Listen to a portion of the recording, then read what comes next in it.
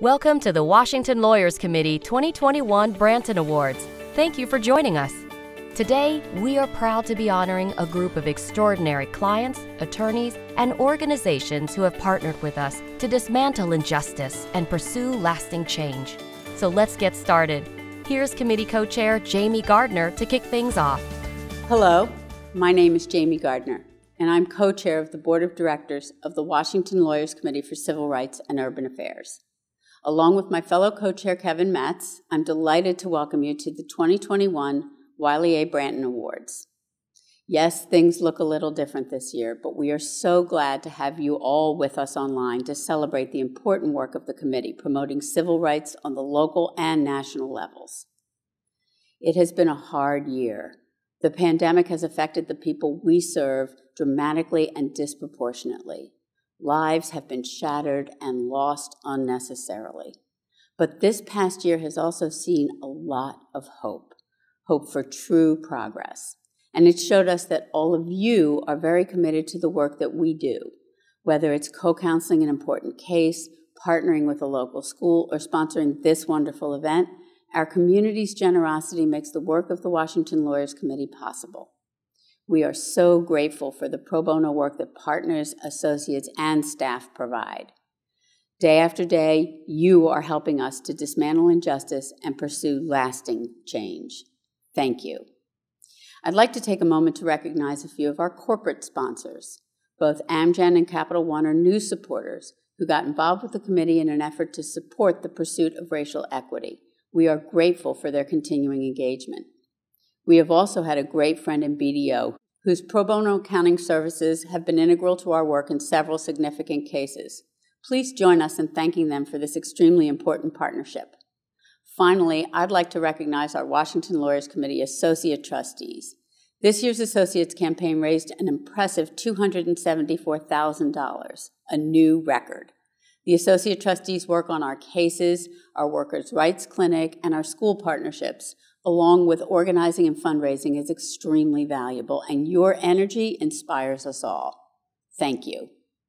Now, I have the great pleasure of introducing Jenny Levy of Kirkland & Ellis and Beth Wilkinson of Wilkinson Steckloff. As this year's Branton Award co-chairs, they have led the efforts resulting in this incredible event. Take it away, Jenny and Beth. Thank you, Jamie, and thank you all for joining us today. This event simply wouldn't have happened without all of you, the incredible law firms, corporations, foundations, community partners, and individuals who have shown their support of the committee and this year's remarkable awardees.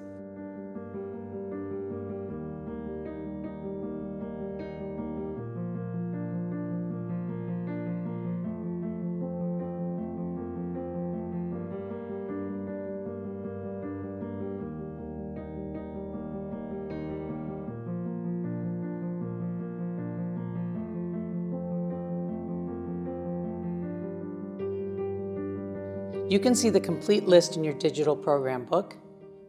We are deeply grateful for all of your support. Thanks, Beth. We also want to thank the Branton Awards Luncheon Committee for all their hard work to make this event possible. They are listed in your program book. As you may know, we have a special event following the main program today, a live panel discussion about the unsettling attacks against nonviolent protesters on June 1st of last year. We will be discussing the Black Lives Matter versus Trump case that resulted, as well as the special report about the related Swan Street kettling incident, which we published in partnership with Sidley and Austin and the ACLU of DC. I hope you'll stay with us to learn more. Now we're going to hear from Jonathan Smith, Executive Director of the Washington Lawyers Committee for Civil Rights and Urban Affairs. Thank you, Jonathan. There are moments in history that are transformational. These moments, war, an economic crisis, social movements, major technological innovation, and epidemic, have such a profound impact that there is no going back to the before times. We find ourselves in such a transformational moment. We are in the midst of what has been called a reckoning with structural racism, sparked by the uprisings against police violence on Black, Latinx, and Native persons, and the horror of racially motivated violence against the Asian and Pacific Islander community. The murders of George Floyd, Breonna Taylor, and Ahmaud Arbery sparked yet again a protest movement. The awakening this summer did not just happen. It was a long time in coming. Remember Trayvon Martin, Sandra Bland, Elijah McClain, Michael Brown, Amadou Diallo, Rodney King, Eleanor Bumpurs, and the thousands of others whose names never became a news headline or a hashtag. For years, community racial justice advocates have been laying the foundation, brick by brick, for the social movement we see today. We are deeply in their debt. The committee has been deeply engaged in the struggle to end police violence and in support of the movement for change. We brought suit to challenge the force used against demonstrators in Lafayette Park on June 1st, continued to litigate police misconduct cases, and advocated for the reform of the District of Columbia's police department. I was asked to lead the investigation into the death of Elijah McClain in Aurora, Colorado, and we issued that report in February of this year. But police violence is not the only form of racialized violence.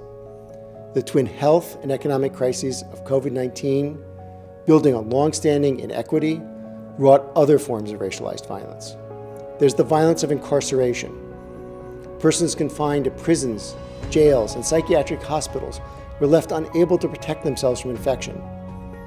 Institutions were slow to respond and were hapless, and people lost their lives.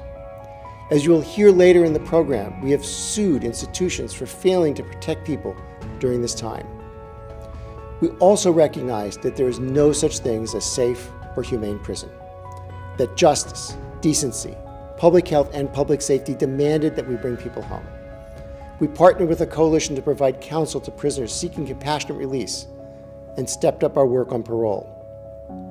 The violence of economic security meant the pandemic-related job loss hit Black and Latinx communities first and hardest. Disproportionately, persons of color who remained employed were in jobs that could not be done remotely and placed them at a higher risk for COVID.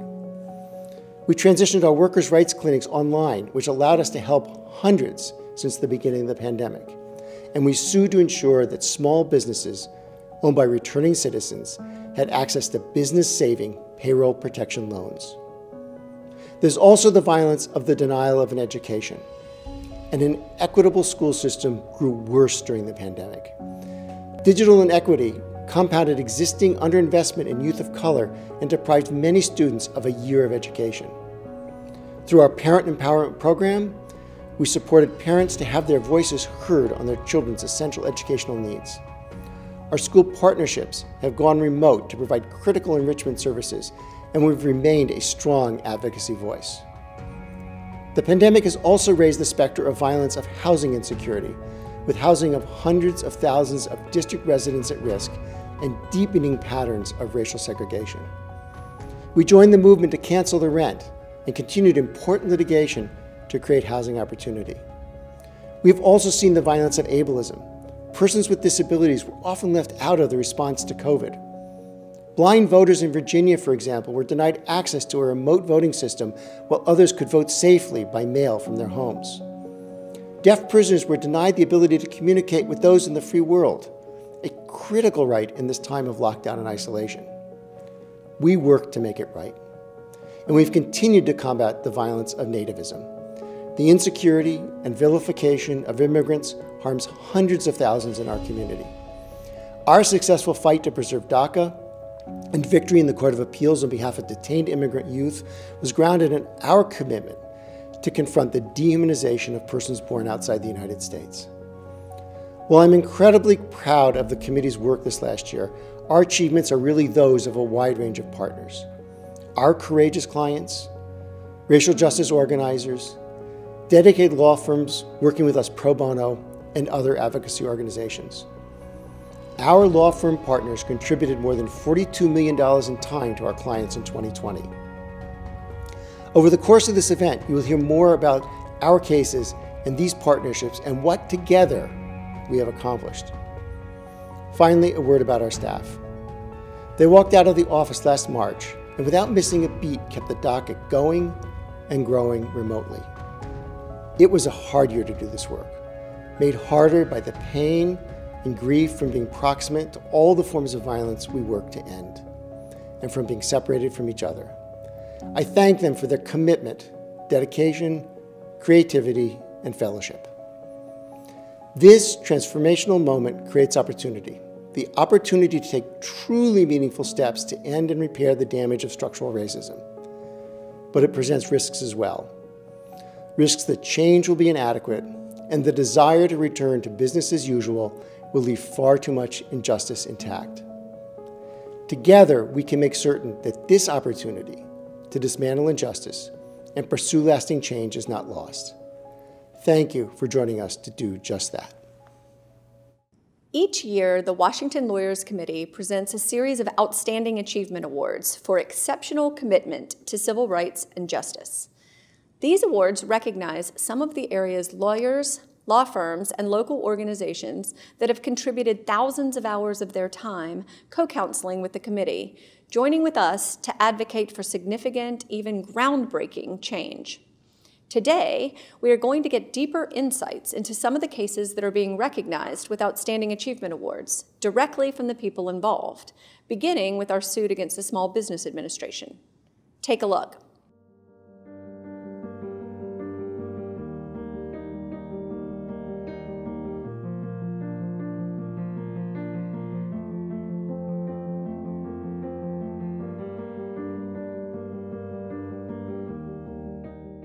One of the things that inspired me to start my own business was the barriers that some people formerly incarcerated face with obtaining employment, and I wanted to help others that identify with my background.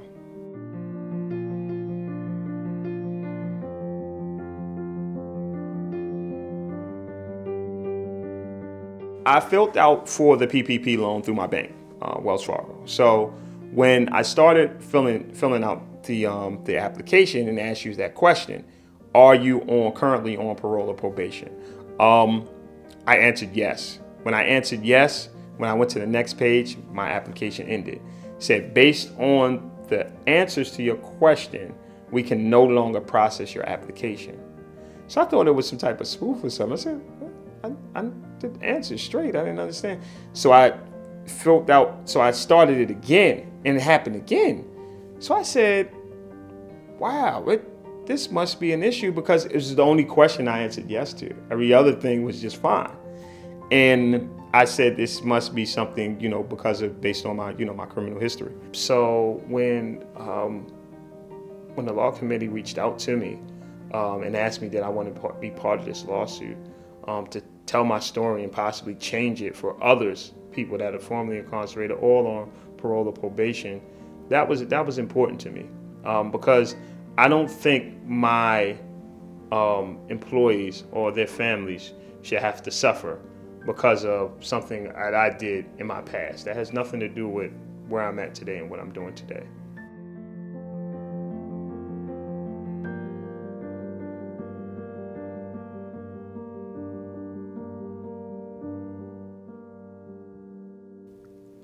A week after the case was filed, the Small Business Administration expanded eligibility for payroll protection loans to include small business owners with conviction records.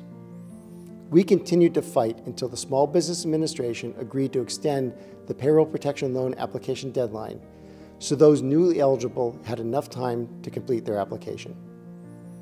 This Outstanding Achievement Award recognizes Jenner & Block, Weil, Gottschall & Manges, the National ACLU, and the Public Interest Law Center for working so quickly to help businesses that were impacted by the crisis of COVID-19. The effect of the pandemic was also felt acutely by persons and institutions.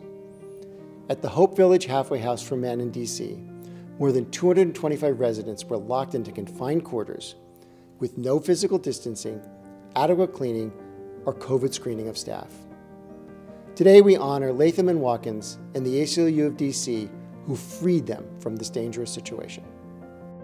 We are also recognizing Troutman, Pepper, Hamilton, and Sanders for working with the committee to secure the release of Marcus Rogers at the start of the pandemic. Mr. Rogers had been unlawfully incarcerated in a federal prison for more than 18 months after he had already been paroled. The lawyers at Troutman used habeas corpus to right this wrong. Since 2017, Wiley Ryan and the committee have challenged the inhumane treatment of immigrant children at the Shenandoah Valley Detention Center in Virginia. In January, the Fourth Circuit ruled that when considering detention conditions, the court must take into account the needs of the youth and ensure that their treatment is informed by professional standards. This decision is a huge victory for all detained youth in the Fourth Circuit. Combating the violence of incarceration is integral to dismantling injustice. Thank you, Wiley Ryan, for this major achievement. Extraordinary work. Thank you so much. Next, we will hear from Jonna Turner, the Washington Lawyers Committee Parent Empowerment Program Coordinator, who will be presenting the 2021 Vincent E. Reed Award, established to recognize individuals and organizations for their positive achievements in education justice issues. The Parent Empowerment Program, or PEP, provides the opportunity to organize parents and community members to elevate and solve the concerns and the injustice happening in public education, while also creating the space for the hopes and dreams of members in marginalized schools to manifest. Friends of Ketchum Elementary School, also known as FOLKS, epitomizes the fierce organizing power when community members, parents, teachers, administrators, and children link arms to build economic power, self-sufficiency, and political control in their neighborhood schools. In August 2018, parent Amira Moore, in partnership with PEP, started the journey of building a community organization for her son's school with her own $20. This small investment grew to $20,000 in 1 year and a total of $95,000 to date. In addition to increasing monetary support, folks unearthed a landslide of projects and silent injustices, which created a pathway to break down and remove the barriers to opportunity and growth for the students at Ketchum.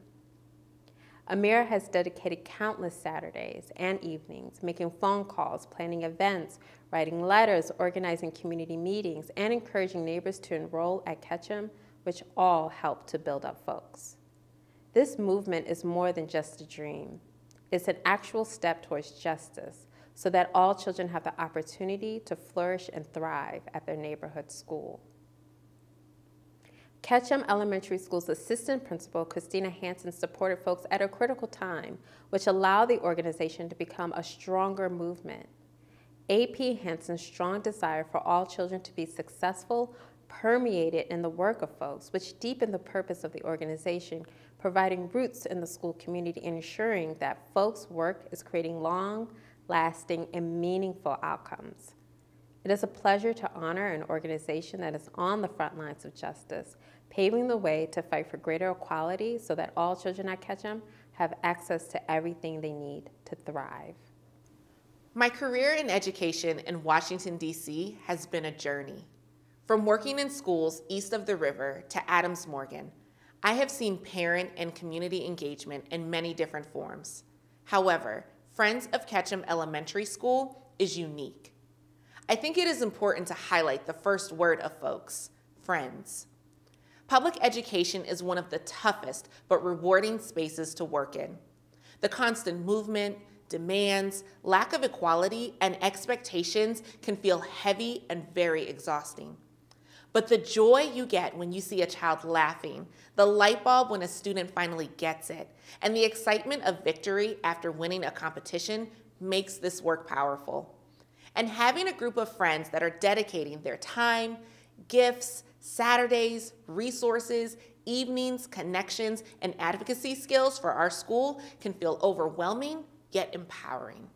It is reminiscent of the work of some of our greatest civil rights examples: Black Panther Breakfast Program, the students of SNCC, the parents of Ruby Bridges, the advocacy of Marian Wright Edelman. To truly care about the future of equality, action is required that is beyond a social media post, but it is also having the heart to care, the feet to move, and the strength to be a friend when times are tough. Hope is on the horizon, and it is my truest desire to ensure children at Ketchum have every resource they need to be successful in life. Our future depends on it. And I am grateful that folks provided the opportunity to make a difference in the community of Anacostia. This is amazing work. When I first decided to send my child to Ketchum, I bought into the many stigmas that surround the schools in the Anacostia area: low test scores, unruly children, and impoverished communities. But as soon as I walked into the door of my son's school, all of those stigmas were quickly checked as I saw the opposite of what was fed to me. I saw a dedicated principal, loving children, hardworking teachers, and a parent community rich with love and a desire for all children to thrive. When I was introduced to the Parent Empowerment Program, I realized this was an opportunity to use the wealth of talent in our neighborhood to support our neighborhood school. When I opened up the bank account with $20, I'm not sure if I realized the impact we would have at Ketchum or other schools in Anacostia. I also didn't realize the endless hours I would invest into this vision. However, every hour, every time I wanted to just go home rather than attend another meeting, every planning and strategizing discussion and every task for folks was all worth it. This work is beyond my son. It is work for all children who deserve the best. And the children in Anacostia community deserve people dedicating their lives so that they can have a bright future. I learned so much, and the stigmas that are placed onto particular school communities is one of the most crippling factors to education equality. For a more just society, we must look at our schools and ensure each child has the tools and learning opportunity they need so that they can reach their fullest potential. We should no longer ignore the school down the block as just a building, but rather look at the school down the block as a place full of potential and hope. And that journey to greater equality may just start by investing $20 and a few moments of your time. I'm grateful that the Washington Lawyers Committee provided tools and resources so that we have the strength and direction to fight injustice and bring power to people and to our children. I'm grateful for Ketchum for giving my son the head start he needs for a bright future. Thank you for giving me the opportunity to be used in ways I never imagined for the greater good of the Anacostia community. Again, thank you. Thank you for your incredible work for the children and families of Ketchum. And now let's look at another set of Outstanding Achievement Awards focusing on housing insecurity. We had our clients, Mara Knaz and Queer Phillips, contact us, complaining that they were not being allowed to move into a new unit at the apartment complex where they already lived because Mara had a criminal conviction on her records. They were good tenants and good standing, had their rent paid up, no complaints, had not violated any lease terms. They were simply wanting to move from a smaller unit in that apartment into a bigger unit to accommodate their family. When they went to apply for that unit, they ran Mara's criminal history record and found that she had convictions from many years prior. They essentially denied her the opportunity to move into another unit, and they had to leave that apartment complex.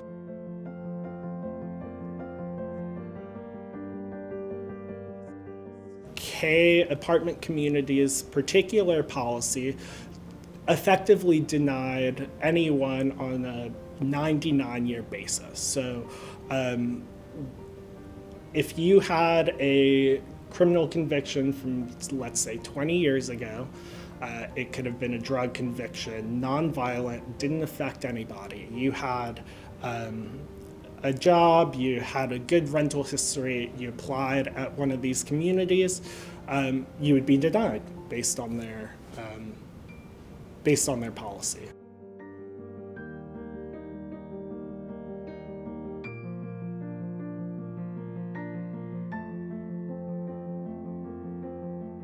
The importance of this case is that your criminal history is no longer a scarlet letter that prevents you from obtaining housing. The Washington Lawyers Committee stepped in at a time when other law firms had turned down the case. Without the Washington Lawyers Committee, there would be few avenues by which people could actually enforce their rights in a holistic and systemic way. Congratulations to Baker and Hostetler and the Lawyers Committee for Civil Rights under law for working to address barriers to housing due to systemic racism. The constant threat of housing insecurity falls disproportionately on communities of color. Tenants of Washington, D.C.'s Forest Ridge and the Vistas properties lived in substandard conditions with leaks, mold, and rodents for years. When the complex owner filed for bankruptcy protection in 2019, tenants were outraged that the owners would be absolved while they might lose their housing. In 2020, a settlement with the former owner provided 97 tenants payments of $20,000 each. Today we honor Wilmer Hale and Arnold and Porter for their work advising the tenants on the settlement. Now it is my great pleasure to introduce Susie Hoffman of Kroll & Mooring, who will be honoring this year's Roderick Boggs Award recipient. The Boggs Award is given annually to a member of the legal profession who has made a sustained commitment to the Washington Lawyers Committee, its clients, and its values. I am thrilled to join you today to present the Rod Boggs Award to my former Kroll & Mooring partner and good friend, Mark Efron. Mark's lifelong commitment to civil rights and to pro bono work exemplifies the values for which this award was created. Mark, to put it simply, is a pro bono superhero. In the 1970s, he was a founding member of Kroll & Mooring, where he earned a reputation as a stellar government contracts lawyer. At the same time, he was one of a revolutionary group of attorneys, including Rod Boggs, who in 1971 founded the Washington Council of Lawyers. Mark was the second president of this voluntary bar association and a leader in assuring its impact in promoting pro bono and public interest law. Mark believes in having a balanced career in which you can both do good while doing well. Mark put that belief into practice early in his career when he took on his first major pro bono case in 1972. He represented the NAACP in litigation against a corrupt New Jersey school board. Over the next 44 years of his career, Mark continued to devote thousands of hours on pro bono matters. Through his work, he has touched many lives, including that of a young black man defending a criminal drug charge, a single mother facing eviction, residents of a shelter for persons living with AIDS, an immigrant domestic violence victim seeking legal status, individuals with disabilities seeking easy access to a fast food restaurant, and voters seeking assistance in exercising their right to vote. There's a common thread in Mark's pro bono work. Each matter challenged Mark to step outside of his comfort zone as a government contracts litigator. Mark tackled new areas of law and procedure to bring justice to his pro bono clients. In doing so, he was an inspiring role model for attorneys within and outside our firm. Most importantly for me and for the Washington Lawyers Committee is Mark's leadership role as an advisor, mentor, and sounding board. At Kroll, Mark served as pro bono committee co-chair for more than 10 years. He guided the program, he advocated passionately when the program encountered challenges, and he inspired attorneys to follow his example in doing good. When Mark retired in 2015, our loss was the Washington Lawyers Committee gain. Mark joined the committee in a senior counsel role and became a trusted advisor to staff lawyers. Mark's strategic advice has been critical in several of the committee's successes in the past 5 years, particularly in the area of disability rights for the blind, increasing their access to the vote in Virginia, to bar review courses, and to online phones and conferencing platforms.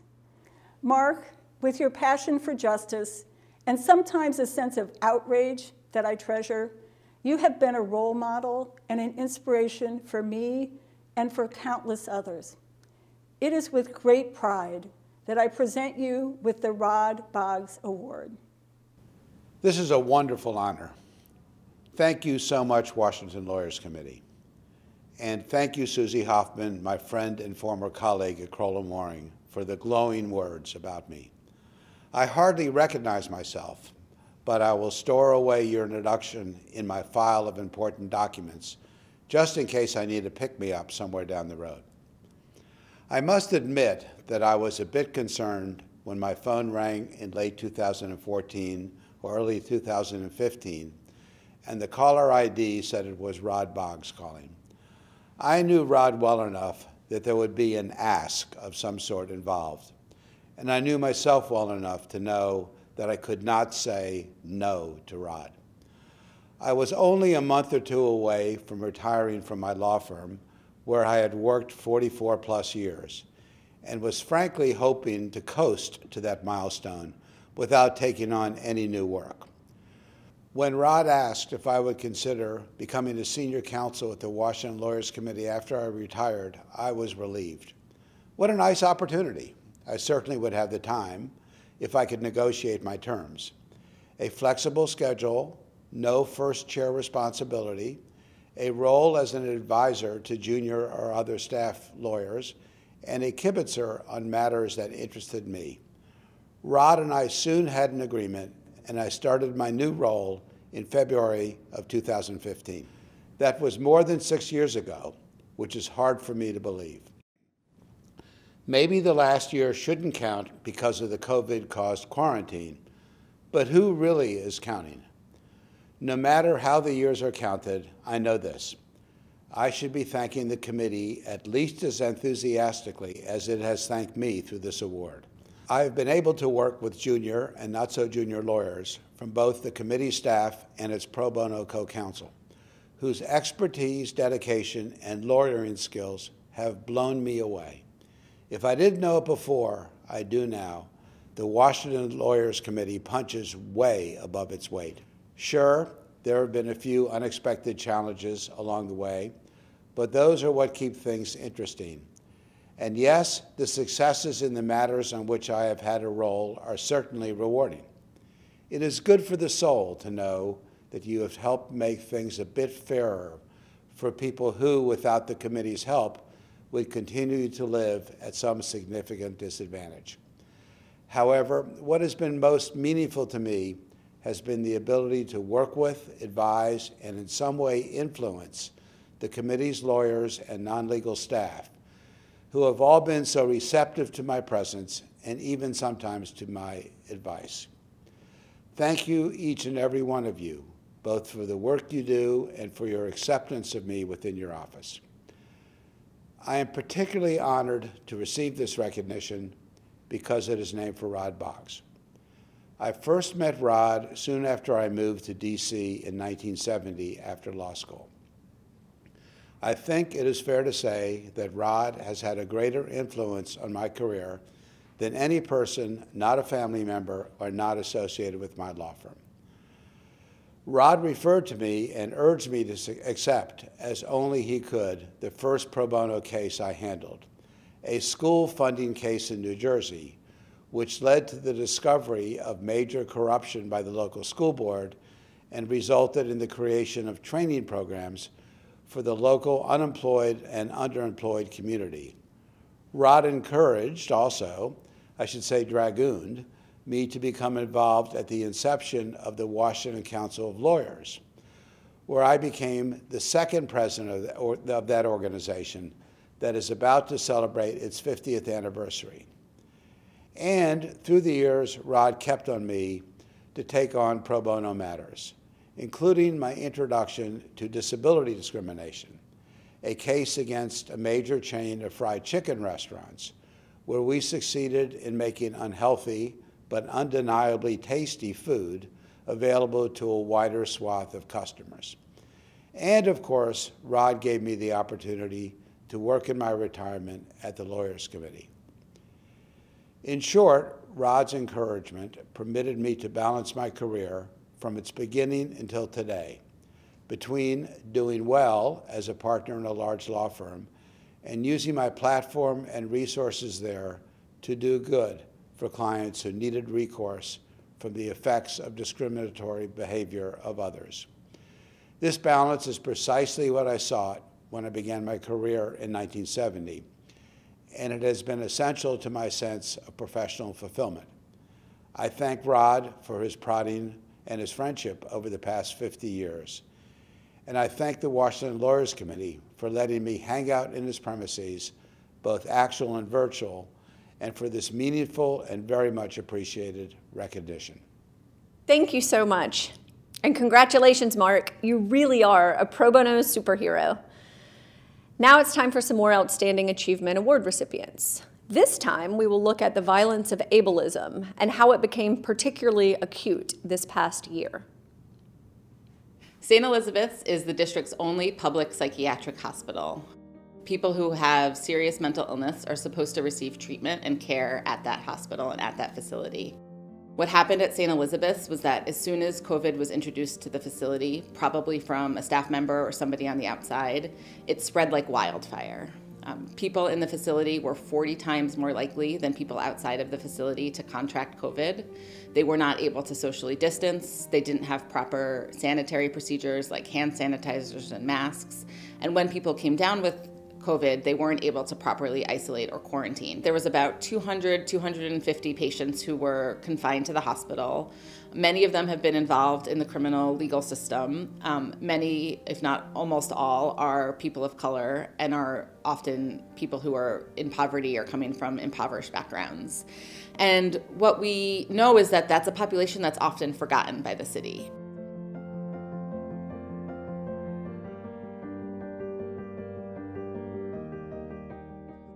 The preliminary injunction that the court put in place was really life-saving to the patients. We know that before the preliminary injunction and before the court took action, before we brought this case before the court, 13 patients had died, 1 staff member had died, and the virus was really spreading quite rapidly.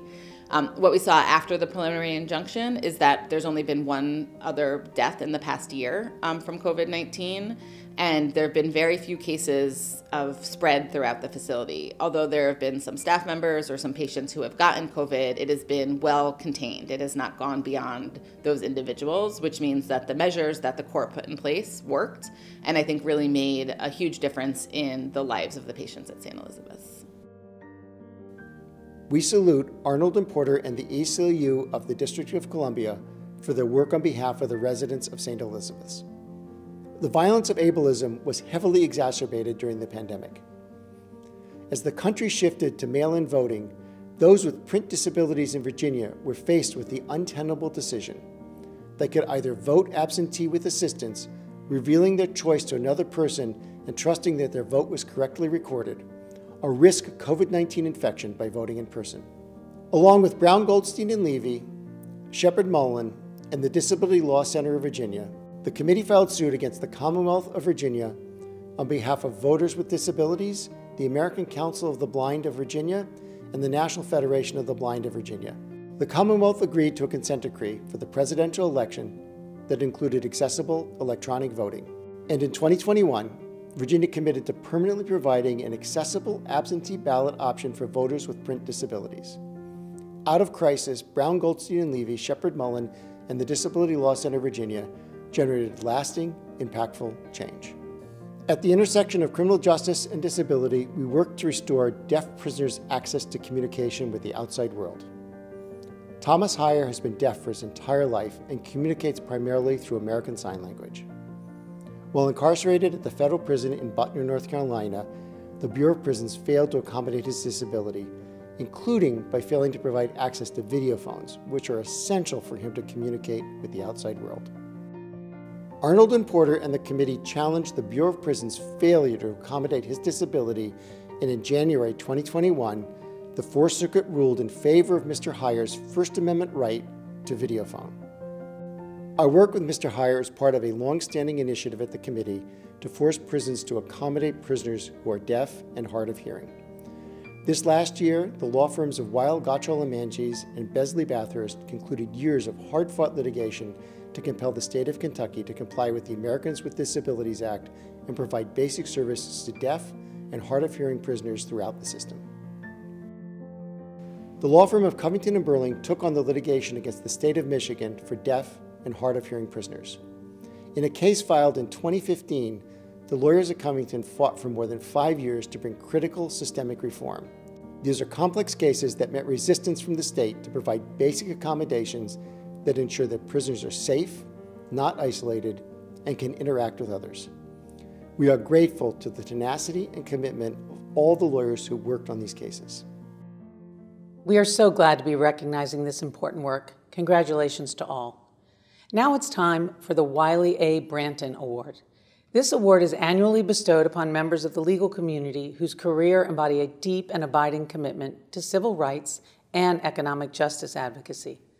I'm very pleased to introduce Tom Connolly of Hogan Lovells, who will be presenting the award this year. I'm Tom Connolly, leader of the America's litigation practice at Hogan Lovells. As a firm, we're deeply committed to our decades of partnership with the Washington Lawyers Committee. So it gives me great pleasure to introduce my partner, Neil Katyal, to receive your Wiley A. Branton Award. You've certainly chosen a wonderful recipient for this esteemed award. As many may know, Neil is a man of remarkable achievements and superhuman levels of energy. He served as acting Solicitor General of the United States and is one of the premier Supreme Court advocates in the country. He's argued 44 times before our highest court, more Supreme Court cases than any minority lawyer, breaking the record held by Thurgood Marshall. In addition to his law practice, Neil has taught for over 2 decades at the Georgetown University Law Center. He's published dozens of scholarly articles in law journals, as well as op-ed pieces in the New York Times and Washington Post.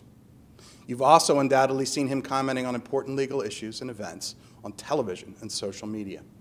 Why, he even got to play himself arguing a Supreme Court case in an episode of House of Cards on Netflix. Along the way, Neil has always been deeply committed to pro bono service. In his first tour at DOJ, President Clinton commissioned Neil and Eric Holder to write a report on what the legal profession could do to promote pro bono lawyering. And in a true full-circle moment, Neil brought into that project as his most trusted partner, the Washington Lawyers Committee. But what makes Neil truly special, and the reason you are honoring him, is his heroic work promoting civil rights. From his fight for the rule of law on behalf of Guantanamo detainees in Hamdan v. Rumsfeld, to his recent battles with the prior administration over its travel bans, Neil has always been a true champion for civil rights under the law, and a most worthy recipient of this award when the Washington Lawyers Committee decided to give it to him last year. But since then, Neil's written another chapter in his remarkable story of civil rights service, volunteering with a team from our firm to assist pro bono Minnesota Attorney General Keith Ellison in the prosecution of Derek Chauvin. So I'm now proud to turn the proceedings over to Neil so he can tell you more. Thank you. I am so grateful for this award. Any award is special, but this one, in the name of the legend, Wiley Branton, is incredibly special to me. I mean, Dean Branton played an outsized role at the bar, not just in Little Rock, but all over his life, and I'm so proud to help carry his work forward. And I've been working with the Washington Lawyers Committee for the last 2 decades, so having an award from them is even more special. Indeed, when President Clinton asked Eric Holder and I back in 1999 to do an extensive project on lawyers and racial justice, our first call was to the Lawyers Committee, and then to the Washington Lawyers Committee, part of it, to help us in that task. Now, your folks were so kind to call about this award last year, before the murder of George Floyd, before COVID. And in the years since, I think that the work of the Washington Lawyers Committee has gotten far, far more important. I've had the privilege of serving for almost the last year now as the special prosecutor in the George Floyd case, which has been the privilege of a lifetime. Not just because of the issues at this unique moment in time, but also to work with an incredible team of true A-listers who didn't ever act like that. We were led by Attorney General Keith Ellison, and I just want to say a word about how he led our team because I think it's so instructive in civil rights cases. It was never about him, not once. I think most other politicians would have grandstanded, insisted on argument time, opening, closing statements, something like that. Nope, not him. It was always about just trying to put the right advocate forward for the task at hand. Not about credit, not about glory, just about one thing, winning and doing justice. And alongside that, we had the incredible family of Mr. Floyd.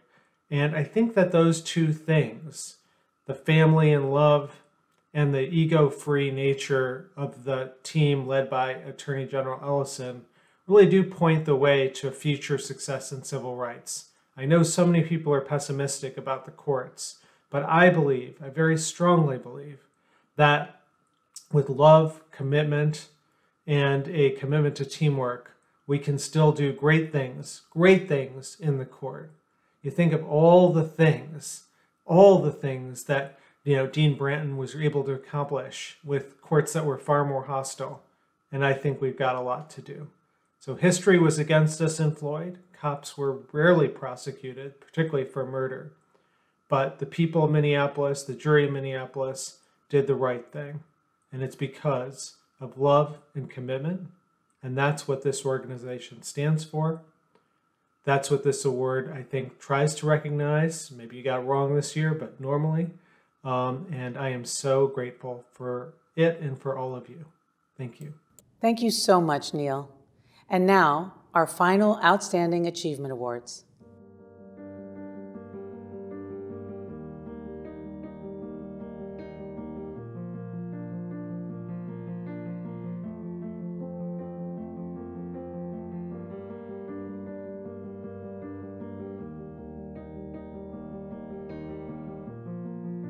This was a grassroots advocacy campaign that lasted over 5 years.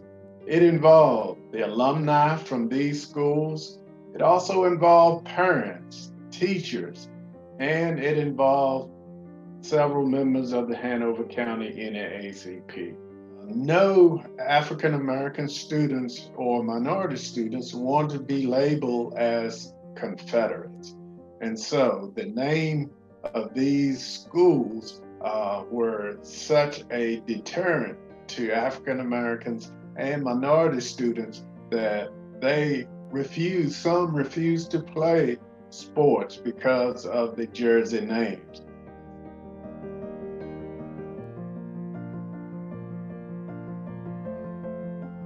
We heard in the community that students' parents graduated under the name of Lee Davis and Stonewall Jackson, and they wanted their kids to be able to graduate under those names. But we had a message that presented a moral component to these names, and it outweighed that particular argument with regards to the name.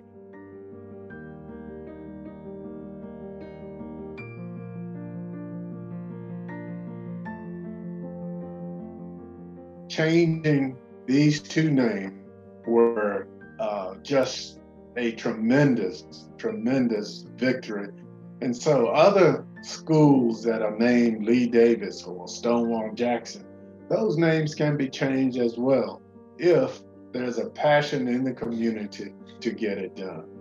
Today we honor the work of Covington and Burling for battling systemic racism on behalf of the students and families of Hanover County. Amid the national reckoning with race this past summer, the city of Aurora, Colorado commissioned an independent investigation of the circumstances surrounding the 2019 death of Elijah McClain. I led the panel and had the great pleasure of working with an amazing team of attorneys from Latham and Watkins. Here's a look at that work.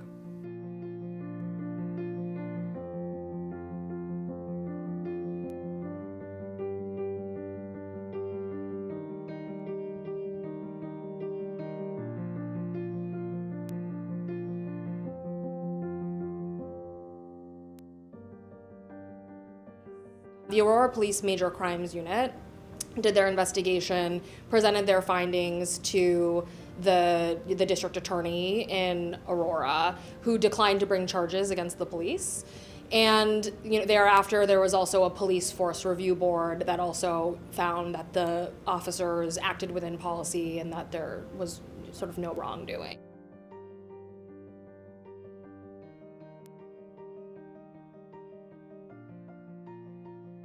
The amount of time, because things move so quickly, the amount of time between when the officers first took hold of Elijah and he was taken to the hospital was not a long period of time. It was probably 25, 30 minutes.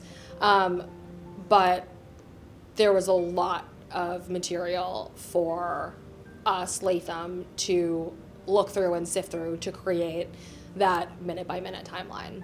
That team was heroic in their efforts and how much time they spent looking through all of this stuff. What really jumped out, I think, to all of us was how quickly the police told Elijah to stop and then put their hands on him to physically restrain him from moving any further.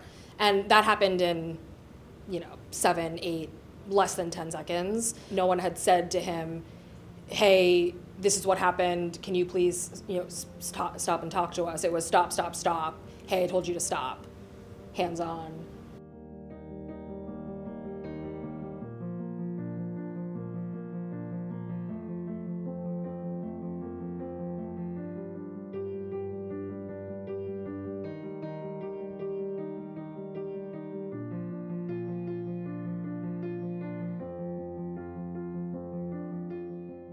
I think that a lot of people just don't have experience with police encounters.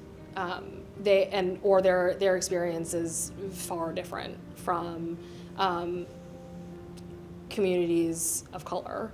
And so for them, they don't understand how fraught all these different, instances of time are. And they don't realize how much, interactions differ between what they may be experiencing and what others, and particularly in communities of color, do. And so, again, doing this sort of minute-by-minute breakdown really shows that and sort of makes clear, like, well, this is how these things go for people who might not look like you, or people who do. I'd like to personally thank Catherine and the team from Latham and Watkins for the extraordinary work they did with our panel and congratulate them for this well-earned award. Let me extend sincere congratulations to all of the winners of the Outstanding Achievement Awards. We are all so grateful for your work. Now, Jonathan Smith will introduce this year's Mackenzie Award, which recognizes committee clients whose dedication and courage have produced civil rights victories of particular significance. The First Step Act, passed in late 2018, gave prisoners the capacity to go back to their sentencing judge to seek release if they are terminally ill, elderly, have a debilitating disability, or could show other extraordinary circumstances. In early 2020, the Washington Lawyers Committee was proud to join with FAM and the National Association of Criminal Defense Lawyers to form the Compassionate Release Clearinghouse, which recruited pro bono counsel for prisoners seeking to petition the court. Then came COVID.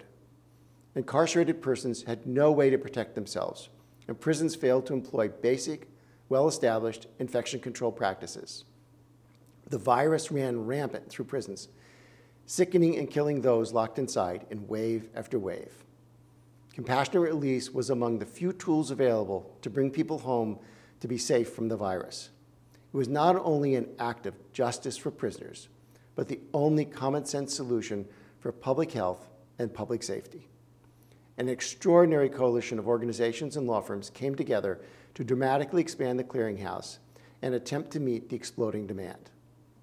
When DC changed its law to allow district prisoners to go before the Superior Court to seek compassionate release, the coalition expanded again to attempt to meet that need. As a result, hundreds of people in prison have received a lawyer to petition to secure their release. We are humbled by the response to the urgent call, and we are honored to recognize our partners in this extraordinary effort with the Alfred Mackenzie Award.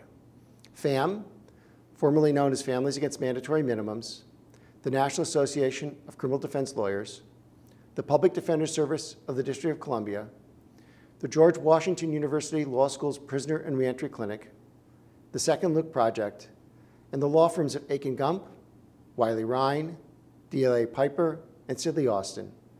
We're also thrilled to recognize the extraordinary contributions of Stephen Salke and Matthew Kaiser. I have the great honor to introduce Mary Price, General Counsel of FAM, who will accept the award for all of the recipients. Mary has been a lifelong champion for justice and has led FAM's work on compassionate release, clemency, and Second Look. Her extraordinary advocacy has contributed to the release of hundreds of men and women from incarceration. Jonathan, thank you for that kind introduction, and thank you especially for asking me to accept the award on behalf of so many people that deserve this recognition. The Compassionate Release Clearinghouse COVID-19 project was just one of many efforts to free vulnerable individuals using the Compassionate Release statute. We contributed over 800 pro bono lawyers to an army that worked to return thousands of sick, elderly, and medically vulnerable people to their communities. In 2019, 145 people secured compassionate release. So as the pandemic winds down, it's time to collect the lessons we've learned and make plans going forward. So first of all, it shouldn't take an emergency to recognize that our prisons are filled with people who no longer need to be there. But now we know, and we can't look away. 30 years of unjust sentencing policy have resulted in prisons so crowded that they were incubators of a virus. And the rates of infection and death in federal prisons revealed much about whom and how we incarcerate. We were confronted with a human legacy of a criminal justice system that, starting in the 1980s, turned its face to retribution and its back on people. Because federal courts are forbidden to revisit finalized sentences except in a few narrow circumstances, thousands are left to grow old, become debilitated, or die in prison. In fact, every one of the individuals who received compassionate release had months or years left to serve on their sentences with no hope of early release. They were freed, but they left behind thousands like them, including people in their 70s, 80s, even 90s, living and dying in hospices and cancer wards, cut off from their loved ones. We should no longer tolerate the continued incarceration of our elders who pose no threat to offend, but who live and suffer in prisons ill-equipped to meet their needs. We also learned that many of the clearinghouse clients were serving sentences that can no longer be imposed due to intervening changes in the law. Most of those changes were not made retroactive. And our criminal justice system's addiction to finality means that people are abandoned to complete sentences that no longer hold any meaning for them or for us.